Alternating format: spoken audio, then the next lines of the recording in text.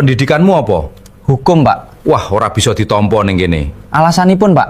Kakean ngomong mengko, malah ora kerja. Tapi kula mantan diplomat lho, Pak. Tambah ora ketampa. Tambah ora ketompo. Mengko gaweanmu mung rapat-rapat wae. Kowe duwe omah apa ora? Dereng. Wah, kowe ora iso ketampa nang kene. Lho kok ngaten? Mengko kowe mesti ngajukne utang nang perusahaan.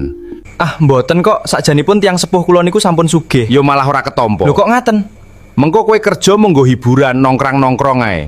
Kowe duwe motor apa ora? Mboten. Ora ketampa. Mengko njaluk kredit. Sakjanipun gadah ning tasih ten kampung. Gampe kula beto ngriki. Wah, malah rake parkire wis rak cukup. Kowe wis lulus sarjana tenan. Ora ketampa. Kene golek sing SMA ae. Sakjanipun kula tasih badhe skripsi, yang kula tasih badhe skripsi. Mengko kowe kerja mau ngetik skripsi.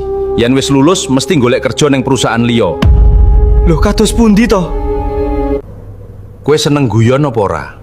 Mboten, Pak. Kula serius nek nyambut gawe. Ra ketampa. Kok ngoten?